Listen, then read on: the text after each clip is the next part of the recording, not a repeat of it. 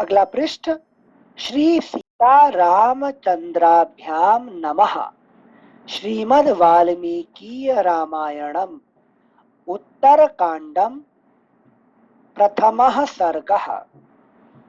श्री राम के दरबार में महर्षियों का आगमन, उनके साथ उनकी बातचीत तथा श्री राम के प्रश्न।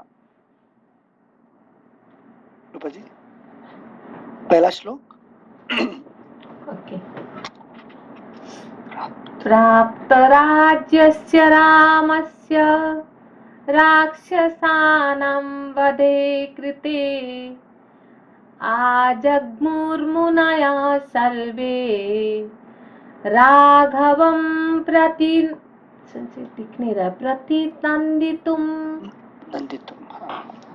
थैंक यू रूपा जी।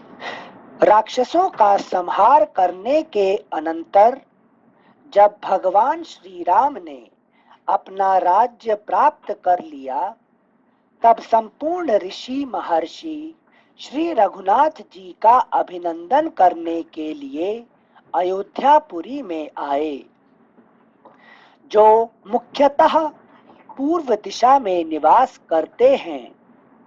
वे कौशिक, यवक्रीत, गार्ग्य, गालव और मेधातिथि के पुत्र कण्व वहां पधारे। देखिए अभी ये जो चारों दिशा से ऋषि मुनियों का आगमन हुआ है, ठीक है ना।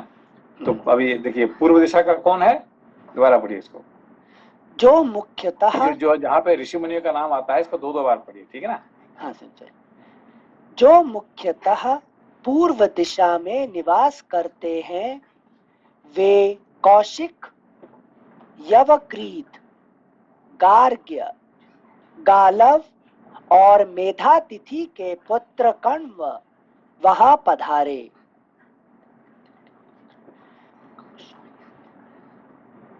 श्लोक संख्या 3। जैसे सारे ही पूर्व दिशा से आए, मतलब ना ये पूर्व दिशा से आए हैं। हाँ सेंसे, थैंक यू सेंसे। श्लोक संख्या 3।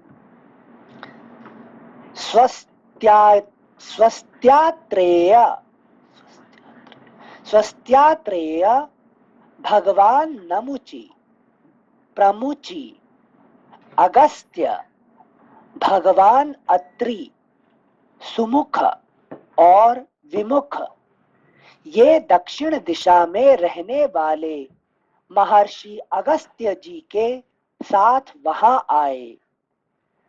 स्वस्त्यात्रेय भगवान नमुचि प्रमुचि अगस्त्य भगवान अत्रि सुमुख और विमुख, ये दक्षिण दिशा में रहने वाले महर्षि अगस्त्य जी के साथ वहां आए। जो प्रायः पश्चिम दिशा का आश्रय लेकर रहते हैं, वे नृशंगु, कवश, धौम्य और महर्षि कौशेय भी अपने शिष्यों के साथ वहां आए। जो प्रायः पश्चिम दिशा का आश्रय लेकर रहते हैं, वे नृशंगु, कवश, धौम्य और महर्षि कौशेय भी अपने शिष्यों के साथ वहां आए। इसी तरह उत्तर जो महर्षि धौम्य पहले बाद में क्या करेंगे? संशय बाद में क्या करेंगे? पांडव लोगों की संशय वो गुरु बनेंगे, पांडवों का गुरु बनेंगे, ठीक है ना। अच्छा, मतलब पांडव लोग उनको गुरु मानेंगे, ठीक है ना। धौम्य जी, हाँ संशय, थैंक यू संशय। श्लोक संख्या 5। इसी तरह उत्तर दिशा के नित्य निवासी वशिष्ठ, कश्यप,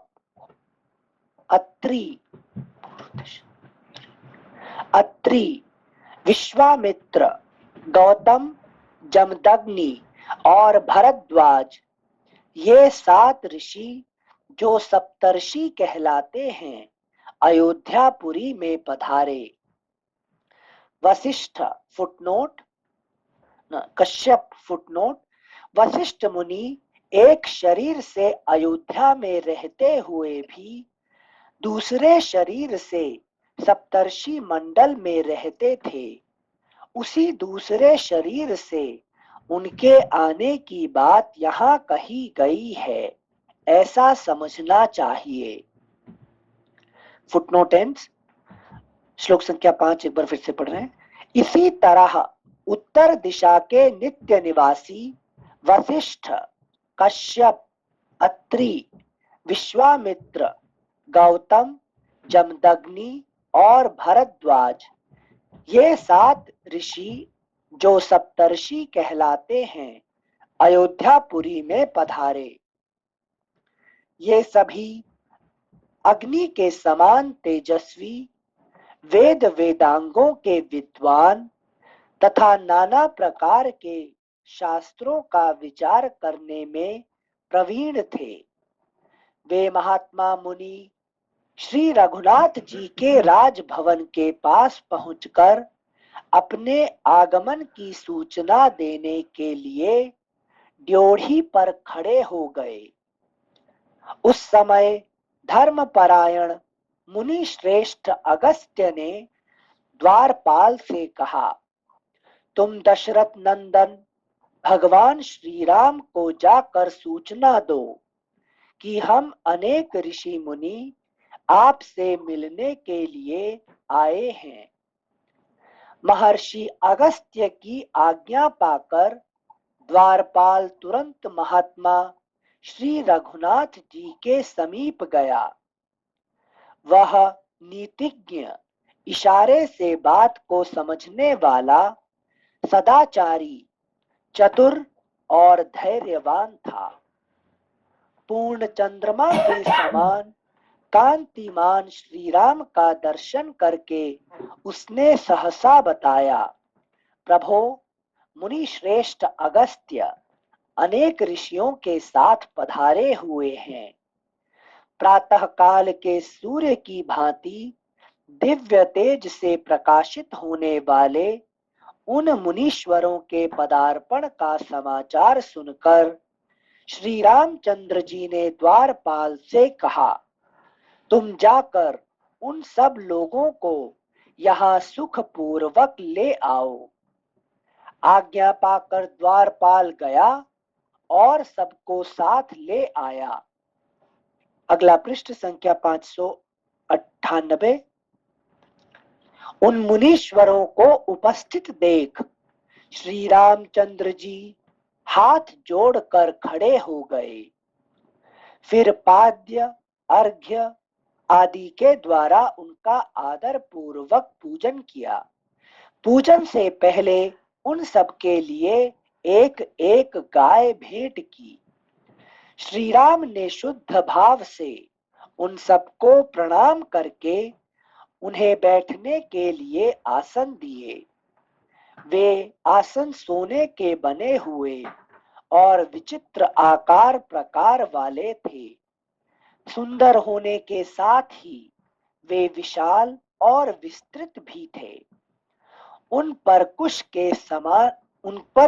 के आसन रखकर ऊपर से मृग चर्म बिछाए गए थे। उन आसनों पर वे श्रेष्ठ मुनि यथा योग्य बैठ गए। तब श्री राम ने शिष्यों और गुरुजनों सहित उन सबका कुशल समाचार पूछा। उनके पूछने पर वे वेद वेत्ता महर्षि इस प्रकार बोले, महाबाहु रघुनंदन, हमारे लिए तो सर्वत्र कुशल ही कुशल है। सौभाग्य की बात है कि हम आपको सकुशल देख रहे हैं और आपके सारे शत्रु मारे जा चुके हैं। राजन, आपने संपूर्ण लोकों को रुलाने वाले रावण का वध किया। यह सबके लिए बड़े सौभाग्य की बात है।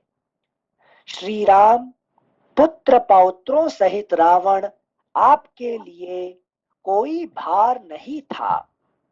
आप धनुष लेकर खड़े हो जाएं तो तीनों लोकों पर विजय पा सकते हैं, इसमें संशय नहीं है। रघुनंदन राम, आपने राक्षस राज रावण का वध कर दिया और सीता के साथ आप विजयी वीरों को आज हम सकुशल देख रहे हैं। यह कितने आनंद की बात है। धर्मात्मा नरेश, आपके भाई लक्ष्मण सदा आपके हित में लगे रहने वाले हैं। आप इनके भरत शत्रुघ्न के तथा माताओं के साथ अब यहाँ सानंद विराज रहे हैं और इस रूप में हमें आपका दर्शन हो रहा है। यह हमारा अहोभाग्य है, यह हमारा अहोभाग्य है। प्रहस्त, विकट, विरूपाक्ष, महोदर तथा दुर्धर्ष, अकंपन जैसे निशाचर आप लोगों के हाथ से मारे गए, यह बड़े आनंद की बात है। श्री राम शरीर की ऊंचाई और स्थूलता में जिससे बढ़कर दूसरा कोई है ही नहीं, उस कुंभकर्ण को भी आपने समरांगण में मार गिराया। यह हमारे लिए परम सौभाग्य की बात है। श्लोक संख्या 21 एक बार फिर से पढ़ रहे हैं। प्रहस्त, विकट, विरूपाक्ष, महोदर तथा दुर्धर्ष अकंपन जैसे निशाचर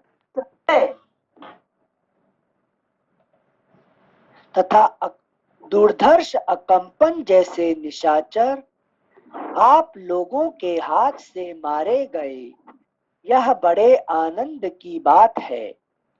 श्री राम शरीर की ऊंचाई और स्थूलता में जिससे बढ़कर दूसरा कोई है ही नहीं, उस कुंभकर्ण को भी आपने समरांगण में मार गिराया। यह हमारे लिए परम सौभाग्य की बात है। श्री राम त्रिशिरा, अतिकाय, देवांतक तथा नरांतक ये महापराक्रमी निशाचर भी हमारे सौभाग्य से ही आपके हाथों मारे गए।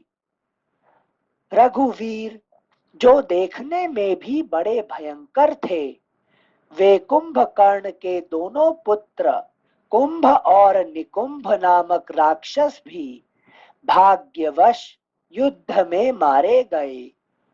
प्रलय काल के संहारकारी यमराज की भांति भयानक युद्धोन्मत्त और मत्त भी काल के काल में चले गए। बलवान यज्ञकोप और धूम्राक्ष नामक राक्षस भी यमलोक के अतिथि हो गए। ये समस्त निशाचर अस्त्र शस्त्रों के पारंगत विद्वान थे। इन्होंने जगत में भयंकर संहार मचा रखा था, परंतु आपने अंतक तुल्य बाणों द्वारा इन सबको मौत के घाट उतार दिया। राक्षस राज रावण देवताओं के लिए भी अवध्य था। राक्षस राज रावण देवताओं के लिए भी अवध्य था।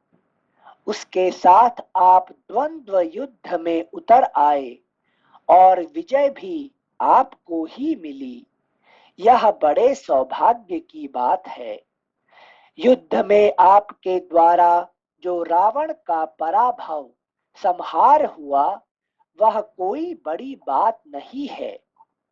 अगला पृष्ठ संख्या 599। वह कोई बड़ी बात नहीं है, परंतु द्वंद्व युद्ध में लक्ष्मण के द्वारा जो रावण पुत्र इंद्रजित का वध हुआ है, वही सबसे बढ़कर आश्चर्य की बात है। श्लोक संख्या 28 फिर से पढ़ रहे हैं। युद्ध में आपके द्वारा जो रावण का पराभव संहार हुआ वह कोई बड़ी बात नहीं है, परंतु द्वंद्व युद्ध में लक्ष्मण के द्वारा जो रावण पुत्र इंद्रजित का वध हुआ है वही सबसे बढ़कर आश्चर्य की बात है। महाबाहु वीर, काल के समान आक्रमण करने वाले उस देवद्रोही राक्षस के नागपाश से मुक्त होकर आपने विजय प्राप्त की, यह महान सौभाग्य की बात है। इंद्रजित के वध का समाचार सुनकर हम सब लोग बहुत प्रसन्न हुए हैं और इसके लिए आपका अभिनंदन करते हैं। समझना कि इसको रावण को मारने से इंद्रजित को मारना ज्यादा कठिन था, डिफिकल्ट था, है कि नहीं? क्यों? जैसे मात्सर्य पर विजय पाना बहुत ही मुश्किल होता है, रजस पे एक बार जीत भी जाओ। उनके देखिए कि वो किससे पराजित नहीं होने वाला था, ठीक है ना? वो अदृश्य होकर युद्ध करता था, ठीक है ना? नहीं था। हाँ हाँ हाँ हाँ sensei, thank you sensei. Sensei एक चीज और बता दीजिए, सेंसे माश्चर्य को रखने के लिए भी रजस ही होता है ना सबस्ट्रेटम में? रजस के द्वारा पालित होता है, रजस का ही है कि मुख्य होता है कि नहीं, मुख्य काम करता है। अच्छा, बट रजस दिख जाता है, माश्चर्य दिखता ही नहीं है, इसलिए नहीं मार सकते ऐसा?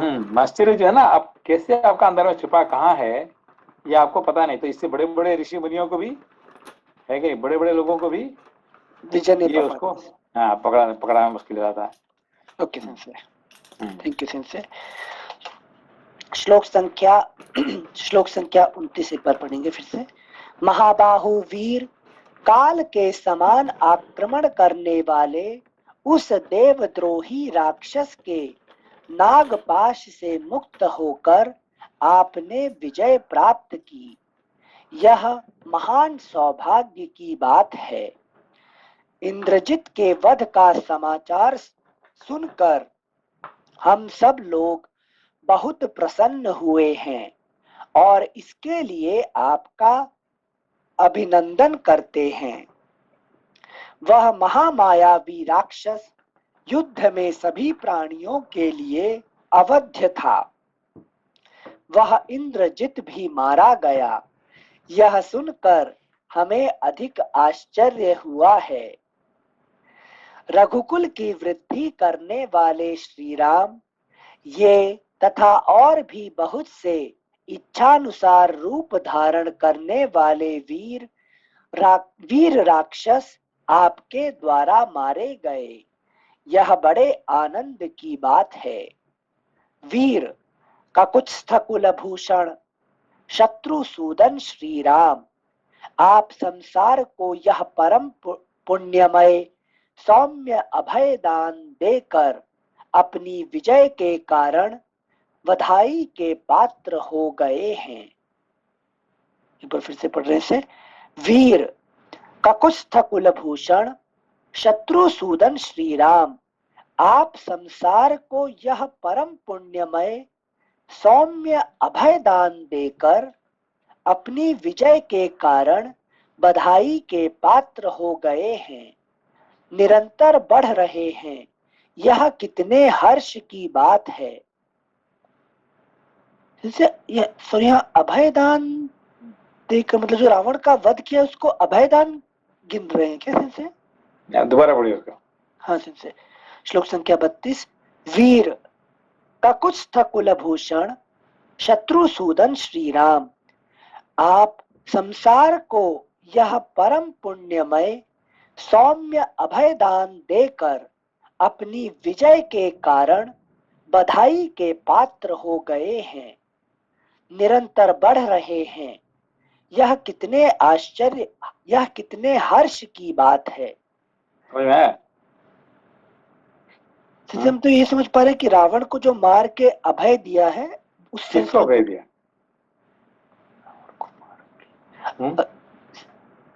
जैसे प्रजाजन वानरों को नहीं, वानरों को नहीं, सीता जी को, संसार सबको उन्होंने अभयदान दे दिया, अच्छा देव को भी, यस यस, है वो कि तो नहीं? कहा। संसार को ये सबको उन्होंने अभयदान दे दिया। क्यों?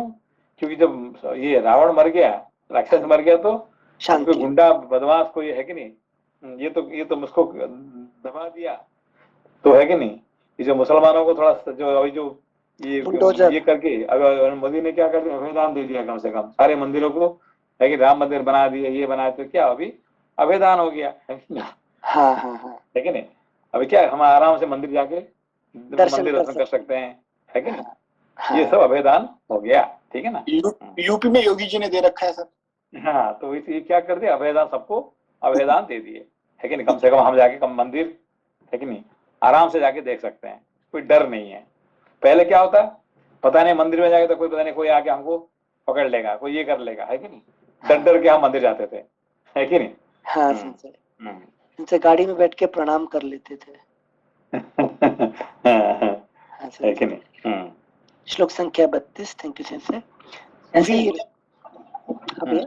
सेंसी जो शुरू में भगवान राम चले थे, तो वो अपने पर्पस के लिए निकले थे, और लगभग मतलब रावण का जो उन्होंने वध किया, वहां भी उनका जो एक उनका पर्पस इन्वॉल्व था कि वो सीता जी उनकी माँ थी, इसलिए वो सब करना पड़ा उन्हें। तो एक तो उनका खुद का जो था, वो हमेशा वो कहते हैं कि मैं दशरथ पुत्र हूँ, मुझे ये काम था, इसलिए मैं वन में आया, उसके बाद फिर मैंने रावण को इस उद्देश्य से मारा। तो इसमें सारा एक अपने सेल्फ में सारा दूसरों का काम कैसे इन्वॉल्व हो जाता है? देखिए, अभी जो रामायण अभी हम पढ़ रहे हैं, है कि नहीं, इसमें तो सच बात बोले तो हम थोड़ा सेल्फिश आदमी है कि नहीं? तो अपना पढ़ने का इंटरेस्ट था, इसीलिए हमने पढ़ना शुरू किया, ठीक है ना? तो इसमें तो अभी सबका भला कैसे हो गया, है कि नहीं? है कि नहीं? अभी सबका भला कैसे हो गया सेंसी? क्योंकि हम सबको भी पढ़ना था, और आप मतलब आपके पास अभी हमने आपके लिए थोड़ी शुरू किया था, जी हमने आपके लिए तो शुरू नहीं किया था ना। ये इसमें हमारा पूरा सेल्फी 100% हम सेल्फी से आदमी है कि नहीं? ये रामायण क्यों पढ़ रहे हैं? अपने लिए पढ़ रहे हैं। तो उसमें आप एक दो आगे तो दो चार आगे बैठ गए तो ठीक है, हम तो आपके लिए थोड़ी शुरू किए थे हमने। रामायण अपना पढ़ने का था, लेकिन अपना इंटरेस्ट है कि नहीं? तो इसमें से है कि नहीं, मुकेश जी बोले कि यार हम तो अभी कोरोना का समय है, खाली बैठे हुए, तो आप भी पढ़ सकते हैं, तो आप भी ज्वाइन कर लो, है कि नहीं? हम तो पढ़ रहे हैं, आप भी ज्वाइन कर लीजिए। फिर बताओ सर, बोले मैं भी ज्वाइन करता हूँ, ठीक है कि नहीं? फिर धीरे धीरे है कि नहीं, अनिल जी आ गए, फिर ये आ गए, ऐसे करते करते आ गए, वानर सेना जुड़ गई। मगर हम तो किसके लिए हम पढ़े थे? अपने लिए पढ़ रहे हैं, है कि किसी के लिए नहीं पढ़े हमने, है कि नहीं? तो अपना जब टाइम मिलता है हम बैठ पढ़ते हैं, है कि नहीं? किसी का टाइम से कोई लेना देना नहीं है कि नहीं? जब हमारे पास टाइम है आप पढ़ते हैं, जब नहीं टाइम नहीं बंद कर देते हैं, है कि नहीं? तो अब इस किसका भला हो गया तो फिर उसका तो है कि नहीं, दैट्स डिफरेंट थिंग, है कि नहीं? किसका भला करने के लिए हम नहीं पढ़ रहे हैं, है कि नहीं? अब समझे बात को? जी सर। तो राम जी जो कुछ कर रहे हैं अपना भला के लिए कर रहे हैं, और दुनिया का भला हो गया है कि नहीं? है कि नहीं? अपना सीता जी को छुड़वाने के लिए उन्होंने रावण को मारा, उसके बावजूद में क्या हुआ, है कि नहीं? मान लीजिए मोदी जी अपने को जितने है कि नहीं, क्या कहते हो, जो वाराणसी में जितने के लिए मंदिर बना दिया, मान लीजिए, तो ठीक है, तो सबका तो भला हुआ कि नहीं हुआ, है कि नहीं? बस आप ये कह सकते हैं भाई मोदी जी क्यों किया, बस अपना कॉन्स्टिट्यूशन में जीतने के लिए, अगला बार जीतने के लिए उन्होंने मंदिर बना दिया, ठीक है? उससे सबका भला हुआ कि नहीं हुआ? हाँ, जी है कि नहीं? इस तरह से ही अपना भला होगा, दुनिया भला, ठीक है ना? अपना भला करो और दुनिया अपने आप उससे भला हो जाएगा। समझ सकते हो? आप भले तो जग भला कहते ना, लेकिन हम भले तो सब, हाँ, हम भले तो जग भला। मुकेश जी क्या बोल रहे? कर भला तो हो भला। हाँ, ठीक है ना? तो खुद का भलाई करो और दुनिया अपने आप उसमें भला हो ही जाएगा, है कि नहीं? कुछ करना जरूरत नहीं है कि नहीं? हम जो दुनिया में सबसे बड़ा सेल्फिश आदमी हम खुद है। क्यों? हम जो कुछ करते हैं अपने भलाई के लिए हम करते हैं, दूसरे के लिए सोचते नहीं है। और उसके बाद किसका भला हो गया तो फिर अच्छी बात है कि नहीं, और नहीं हुआ तो हम सॉरी, है कि इसलिए नहीं। सेंसी शायद कोई आए कोई जाए कुछ फर्क नहीं पड़ता है। हाँ। नहीं तो लोग क्या करते हैं कि नहीं, अरे ये नहीं आया वो नहीं आया उसमें। है कि नहीं। तो हमने कभी किसी के लिए देखा नहीं कौन आया कौन नहीं आया, है कि नहीं। बस खुद का टाइम है, अभी टाइम था बैठ के पढ़ लिया। अब पढ़ते पढ़ते कोई किसी को आगे बैठ गए तो ठीक है, आप भी बैठ जाना, है कि नहीं। ठीक है, थैंक यू सर। क्वेश्चन से श्लोक संख्या 32। वीर ककुत्स्थ कुलभूषण शत्रुसूदन श्री राम, आप संसार को यह परम पुण्यमय सौम्य अभय दान देकर अपनी विजय के कारण बधाई के पात्र हो गए हैं, निरंतर बढ़ रहे हैं। यह कितने हर्ष की बात है। उन पवित्रात्मा मुनियों की वह बात सुनकर श्री रामचंद्र जी को बड़ा आश्चर्य हुआ। वे हाथ जोड़कर पूछने लगे, पूज्यपाद महर्षियों, निशाचर रावण तथा कुंभकर्ण दोनों ही महान बल पराक्रम से संपन्न थे। उन दोनों को लांघ कर आप रावण पुत्र इंद्रजित की ही प्रशंसा क्यों करते हैं। दोबारा पढ़िए इसको। श्लोक संख्या 34। पूज्यपाद महर्षियों, निशाचर रावण तथा कुंभकर्ण दोनों ही महान बल पराक्रम से संपन्न थे। उन दोनों को लांघ कर आप रावण पुत्र इंद्रजित की ही प्रशंसा क्यों करते हैं। क्या रावण कुंभकर्ण से क्या ये इंद्रजित ज्यादा है क्या। हाँ, है कि नहीं। हाँ, थैंक यू सेंसे। श्लोक संख्या 35। महोदर प्रहस्त विरूपाक्ष मत्त उन्मत्त तथा दुर्धर्ष वीर देवांतक और नरांतक, इन महान वीरों का उल्लंघन करके आप लोग रावण कुमार इंद्रजित की ही प्रशंसा क्यों कर रहे हैं। अतिकाय त्रिशिरा तथा निशाचर धूम्राक्ष, इन महापराक्रमी वीरों का अतिक्रमण करके आप रावण पुत्र इंद्रजित की ही प्रशंसा क्यों करते हैं। उसका प्रभाव कैसा था, उसमें कौन सा बल और पराक्रम था, अथवा किस कारण से यह रावण से भी बढ़कर सिद्ध होता है। यदि यह मेरे सुनने योग्य हो, गोपनीय ना हो, तो मैं इसे सुनना चाहता हूँ। आप लोग बताने की कृपा करें। यह मेरा प्रश्न पूछने का क्या है, कितने सुंदर, क्या है ये। हाँ, फिर से पढ़ते हैं से श्लोक संख्या 39। यदि यह मेरे सुनने योग्य हो, गोपनीय ना हो, तो मैं इसे सुनना चाहता हूँ। आप मैं लोग सुनने के बाद मेरा ही बुरा हो जाए तो फिर मैं सुनना नहीं चाहता हूँ, है कि नहीं। अच्छा है कि नहीं। अच्छा थैंक यू सेंसे। मतलब our conversation, you should get benefited, I should get benefited, and through us world should get benefited, है कि नहीं। हाँ सेंसे। श्लोक संख्या 39।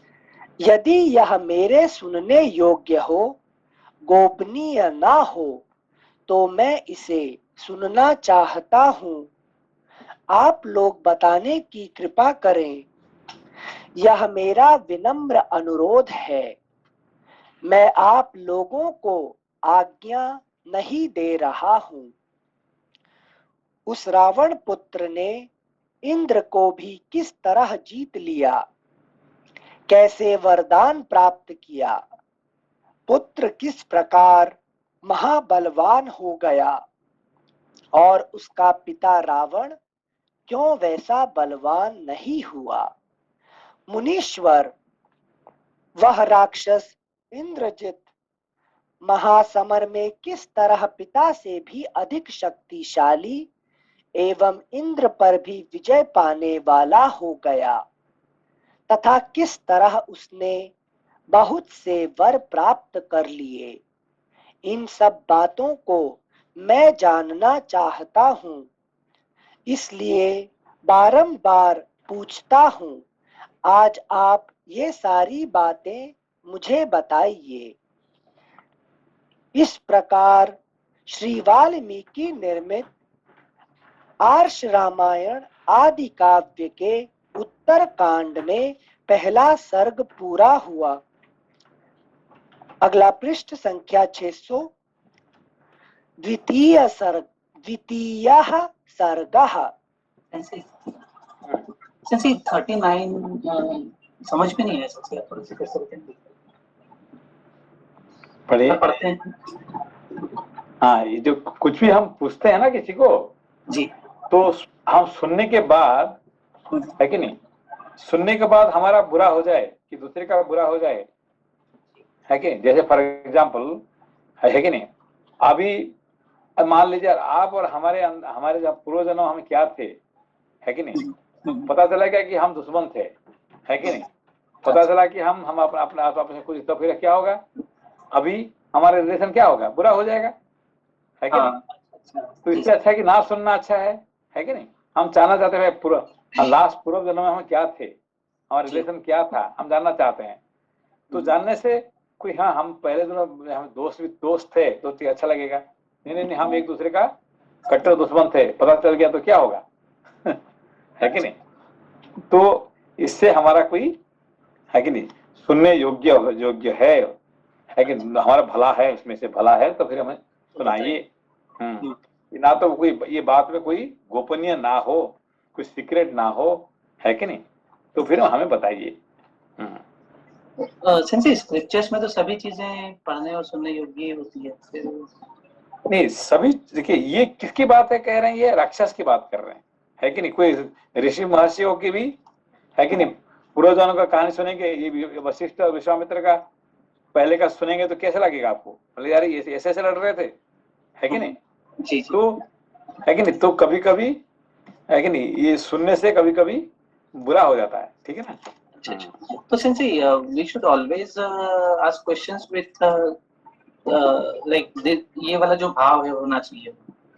हाँ, ये भावना होना चाहिए, ये भावना होना चाहिए, हाँ, कि हमारे पास वो कैपेसिटी है क्या सुनने का, है कि नहीं, सुनने का कैपेसिटी होना चाहिए, और उसमें सच में कुछ, है कि नहीं, नेगेटिव नहीं होना चाहिए, है कि नहीं, ये फुल प्रिपरेशन हमें सुनना चाहिए, ठीक है ना। जी thank you sir. Thank you सिंसे।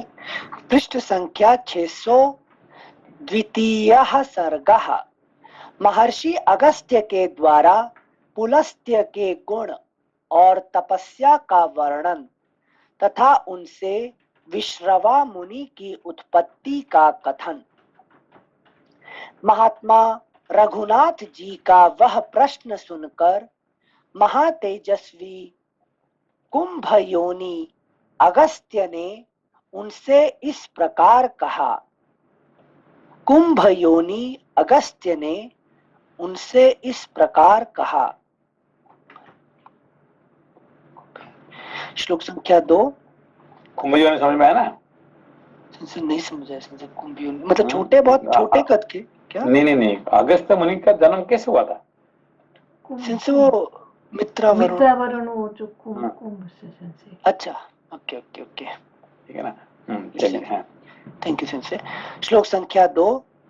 Shri Ram Indrajit के महान बल और तेज के उद्देश्य से जो वृत्तांत घटित हुआ है उसे बताता हूँ, सुनो। जिस बल के कारण वह तो शत्रुओं को मार गिराता था, परंतु स्वयं किसी शत्रु के हाथ से मारा नहीं जाता था, उसका परिचय दे रहा हूँ। एक बार फिर से पढ़ रहे, श्लोक संख्या 2। श्री राम इंद्रजित के महान बल और तेज के उद्देश्य से जो वृत्तांत घटित हुआ है उसे बताता हूँ, सुनो। जिस बल के कारण वह तो शत्रुओं को मार गिराता था, परंतु स्वयं किसी शत्रु के हाथ से मारा नहीं जाता था। उसका वो सबको परिचय मार देता था और किसी के द्वारा मारा नहीं जाता था, है कि नहीं? हाँ हाँ हाँ यही उसका स्पेशलिटी है। हाँ संजय, थैंक यू। श्लोक संख्या 3। रघुनंदन, इस प्रस्तुत विषय का वर्णन करने के लिए मैं पहले आपको रावण के कुल, जन्म तथा वरदान प्राप्ति आदि का प्रसंग सुनाता हूँ। श्री राम, देखिए, ये जो जब रावण का पावर बहुत था, मगर इसको सहस्त्रार्जुन ने पकड़ के उसको बांध दिया था, है कि नहीं? इसको, है कि नहीं? वाली। ये क्या, बाली ने उसको छुओं से पकड़ ले लिया था। ये बहुत लोगों के द्वारा मारा भी गया था, अच्छा, है कि नहीं? पावरफुल तो था, मगर दूसरे के द्वारा वो भी, है कि नहीं, वो मारा गया था, हाँ, ठीक है ना? मगर ये इंद्रजीत का क्या है, किसी के द्वारा मारा नहीं गया था। अच्छा, यही उसका स्पेशलिटी है, हम्म, ठीक है ना? ये सबको मारता है, मगर किसी ने उसको मार नहीं पा रहे हैं, इंद्र को साथ में, है कि नहीं? Thank you Sanjay. हम्म। श्लोक संख्या 3 एक बार फिर से पढ़ेंगे। रघुनंदन, इस प्रस्तुत विषय का वर्णन करने के लिए मैं पहले आपको रावण के कुल, जन्म तथा वरदान प्राप्ति आदि का प्रसंग सुनाता हूँ। श्री राम, प्राचीन काल सत्य युग की बात है। प्रजापति ब्रह्मा जी के एक प्रभावशाली पुत्र हुए, जो ब्रह्मर्षि पुलस्त्य के नाम से प्रसिद्ध हैं। वे साक्षात ब्रह्मा जी के समान ही तेजस्वी हैं। उनके गुण, धर्म और शील का पूरा पूरा वर्णन नहीं किया जा सकता। उनका इतना ही परिचय देना पर्याप्त होगा कि वे प्रजापति के पुत्र हैं। प्रजापति ब्रह्मा के पुत्र होने के कारण ही देवता लोग उनसे बहुत प्रेम करते हैं। वे बड़े बुद्धिमान हैं और अपने उज्जवल गुणों के कारण ही सब लोगों के प्रिय हैं। एक बार मुनिवर पुलस्त्य धर्माचरण के प्रसंग से महागिरी मेरु के निकटवर्ती राजर्षि तृणबिंदु के आश्रम में गए और वहीं रहने लगे। उनका मन सदा धर्म में ही लगा रहता था। वे इंद्रियों को संयम में रखते हुए प्रतिदिन वेदों का स्वाध्याय करते और तपस्या में लगे रहते थे। परंतु कुछ कन्याएं उनके आश्रम में जाकर उनकी तपस्या में विघ्न डालने लगी। ऋषियों, नागों तथा राजर्षियों की कन्याएं और जो अप्सराएं हैं, वे भी प्रायः क्रीड़ा करती हुई उनके आश्रम की ओर आ जाती थीं। वहां का वन सभी ऋतुओं में उपभोग में लाने के योग्य और रमणीय था। इसलिए वे कन्याएं प्रतिदिन उस प्रदेश में जाकर भांति भांति की क्रीड़ाएं करती थीं। जहां ब्रह्मर्षि पुलस्त्य रहते थे, वह स्थान तो और भी रमणीय था। इसलिए वे सती साध्वी कन्याएं प्रतिदिन वहां आकर गाती, बजाती तथा नाचती थीं।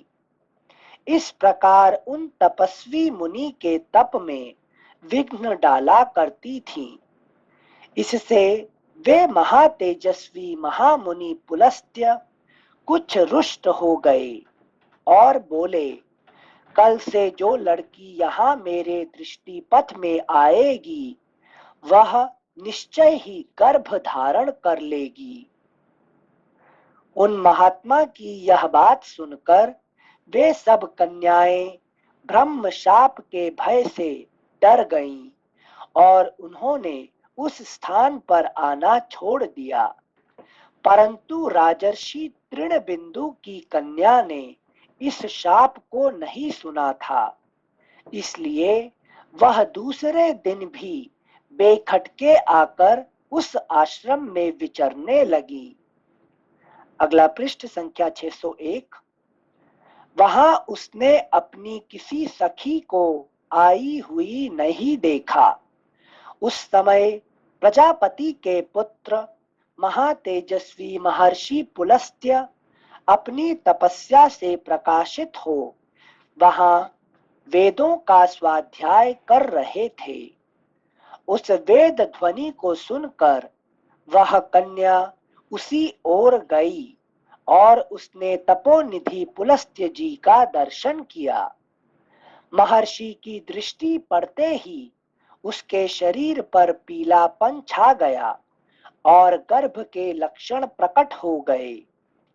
अपने शरीर में यह दोष देखकर वह घबरा उठी और मुझे यह क्या हो गया, इस प्रकार चिंता करती हुई पिता के आश्रम पर जाकर खड़ी हुई। अपनी कन्या को उस अवस्था में देखकर तृणबिंदु ने पूछा, तुम्हारे शरीर की ऐसी अवस्था कैसे हुई? तुम अपने शरीर को जिस रूप में धारण कर रही हो, यह तुम्हारे लिए सर्वथा अयोग्य एवं अनुचित है। वह बेचारी कन्या हाथ जोड़कर उन तपोधन मुनि से बोली, पिताजी, मैं उस कारण को नहीं समझ पाती जिससे मेरा रूप ऐसा हो गया है। अभी थोड़ी देर पहले मैं पवित्र अंतःकरण वाले महर्षि पुलस्त्य के दिव्य आश्रम पर अपनी सखियों को खोजने के लिए अकेली गई थी। वहां देखती हूं तो कोई भी सखी उपस्थित नहीं है। साथ ही मेरा रूप पहले से विपरीत अवस्था में पहुंच गया है। यह सब देखकर मैं भयभीत हो यहाँ आ गई हूं। राजर्षि तृणबिंदु अपनी तपस्या से प्रकाशमान थे। उन्होंने ध्यान लगाकर देखा तो ज्ञात हुआ कि यह सब कुछ महर्षि पुलस्त्य के ही करने से हुआ है। उन पवित्रात्मा महर्षि के उस शाप को जानकर वे अपनी पुत्री को साथ लिए पुलस्त्य जी के पास गए और इस प्रकार बोले, भगवन, मेरी यह कन्या अपने गुणों से ही विभूषित है। महर्षि, आप इसे स्वयं प्राप्त हुई भिक्षा के रूप में ग्रहण कर लें। आप तपस्या में लगे रहने के कारण थक जाते होंगे, अतः यह सदा साथ रहकर आपकी सेवा शुश्रूषा किया करेगी, इसमें संशय नहीं है। ऐसी बात कहते हुए उन धर्मात्मा राजर्षि को देखकर उनकी कन्या को ग्रहण करने की इच्छा से उन ब्रह्मर्षि ने कहा, बहुत अच्छा। तब उन महर्षि को अपनी कन्या देकर राजर्षि तृणबिंदु अपने आश्रम पर लौट आए और वह कन्या अपने गुणों से पति को संतुष्ट करती हुई वहां रहने लगी। उसके शील और सदाचार से वे महातेजस्वी मुनिवर पुलस्त्य बहुत संतुष्ट हुए और प्रसन्नता पूर्वक यों बोले, सुंदरी, मैं तुम्हारे गुणों के वैभव से अत्यंत प्रसन्न हूँ। देवी, इसलिए आज मैं तुम्हें अपने समान पुत्र प्रदान करता हूँ, जो माता और पिता दोनों के कुल की प्रतिष्ठा बढ़ाएगा और पौलस्त्य नाम से विख्यात होगा। देवी, मैं यहाँ वेद का स्वाध्याय कर रहा था। उस समय तुमने आकर उसका विशेष रूप से श्रवण किया, इसलिए तुम्हारा वह पुत्र विश्रवा या विश्रवण कहलाएगा, इसमें संशय नहीं है। एक बार फिर से पढ़ रहे से, देवी मैं यहाँ वेद का स्वाध्याय कर रहा था, उस समय तुमने आकर उसका विशेष रूप से श्रवण किया, इसलिए तुम्हारा वह पुत्र विश्रवा या विश्रवण कहलाएगा, इसमें संशय नहीं है। अगला पृष्ठ संख्या 602। जापानी में क्या बोलते हैं? ビシャモンテン。अमोंतेन से No. Visam actually V is added here, no? S to सुनने वाले विषामोंतेन. ठीक है, okay. Okay. Thank you sensei. श्लोक पृष्ठ संख्या 602।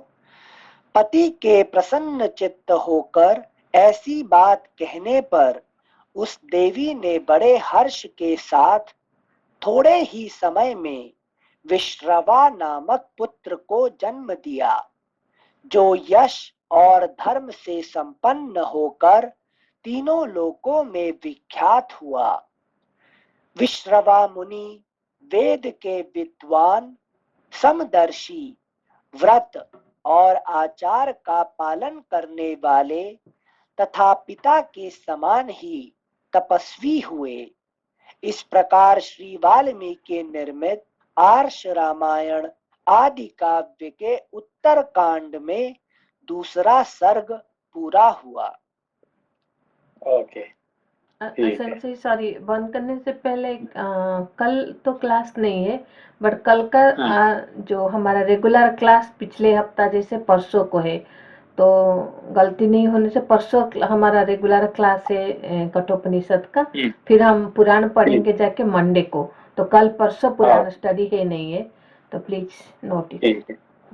Okay, thank you. नमस्कार। नमस्कार।